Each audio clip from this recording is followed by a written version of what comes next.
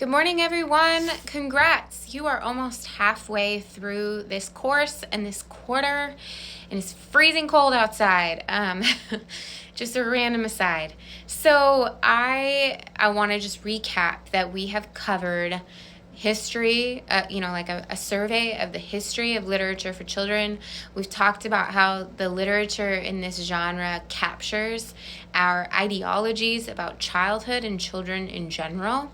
We've looked at some classics, one major piece being Charlotte's Web. We've accumulated some vocabulary for talking about literary art through the literary elements that then we can apply to other pieces and maybe assess the timelessness or value of certain literature. We've looked at other classics in a roundabout way in our level 2 discussion when we saw The Hungry Caterpillar, Ferdinand, The Lorax, even The Little Prince is considered a classic in literature for children. So you guys have a pretty decent foundation of literary knowledge in this field. Now we get to jump into what I just think makes this literature course better than all the others, which is the picture book element.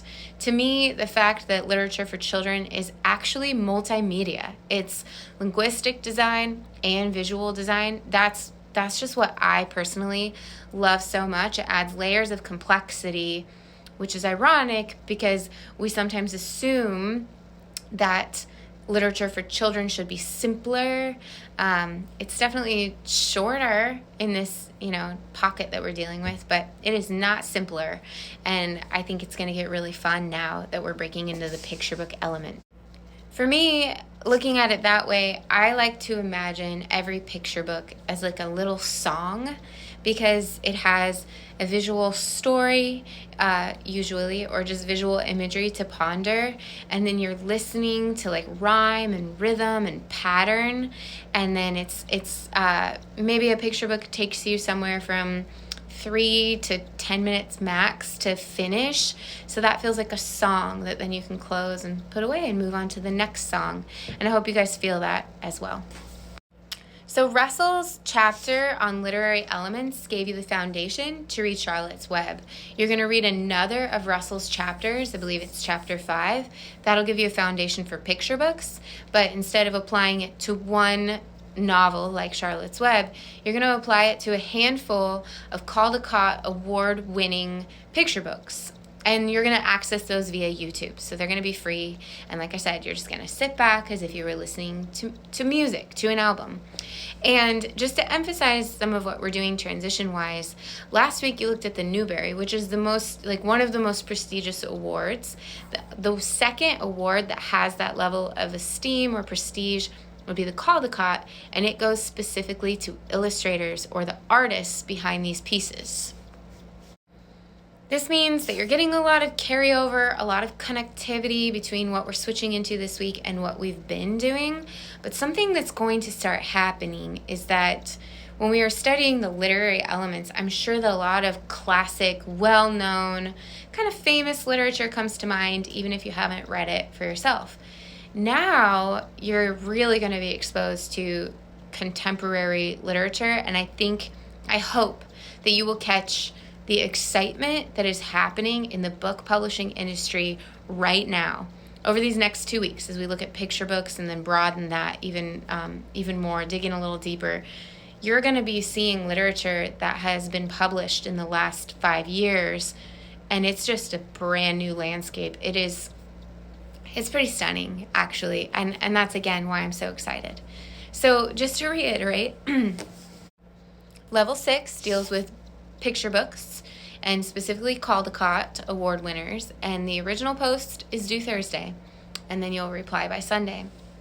Also by Sunday, you'll make an original post to Level 7, which deals with wordless picture books. This is almost like, if you think about film history, imagine silent film. When silent film took over, what was it like to listen to silent film? Or what is it like to listen to lyricless music, instrumentals, cinematic music, right? Still has a lot of emotion, a lot of storytelling. You just rely on different features to tell the story. Before I started prepping and studying to teach and offer this course for you guys, I was very undereducated about the presence of wordless picture books for children. And now I'm stunned. From this course, not only from my own study, but from this course, I have learned about new books that then I've gone home to share with my son. And it is just so fascinating to see how that little pocket of children's literature is, I don't know, it's magic. It's just absolute magic. I'm not going to put words to it. I'm going to let you guys find the words as you study and learn about it.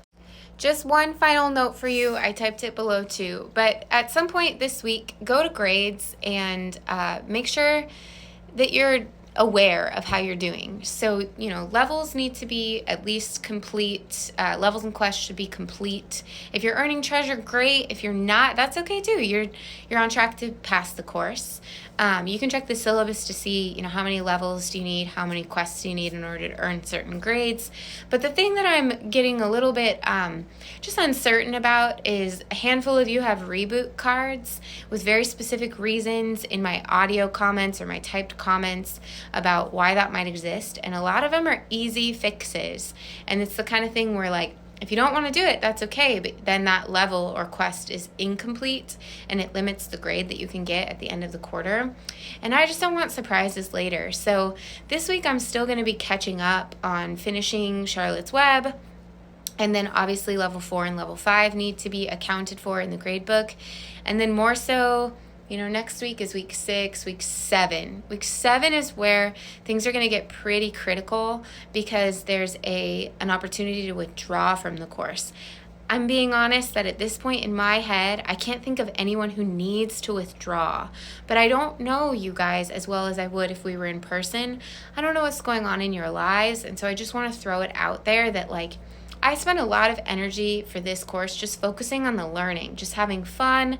If you submit something, I get excited about it. I talk about it with you. And it's very much the back of my mind to maintenance your grades and figure out, like, are you passing, that kind of stuff. Are you at risk? But about week 7 is where I'm going to get really present with you and just say, like, if you're not caught up by now, it might be a good idea to withdraw. So if you kind of see that coming, if you're getting worried, anxious, if you feel like you're falling behind, reach out to me.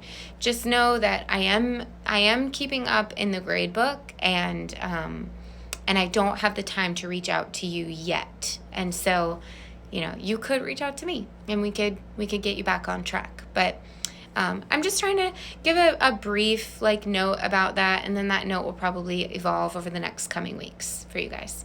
And if things are complete and you feel fine about it, I'm fine with it. I don't have any, stake in what letter grade you guys want to achieve for this course. That's totally up to you and your personal goals and priorities and all of that. So, all right, have an awesome week. Just know that if you need me, today is the hardest day or morning to catch me. I do all my weekly prep and releasing of courses on Monday mornings. But other than that, I will try to get back to you throughout the midweek. Okay, talk to you guys soon. Bye.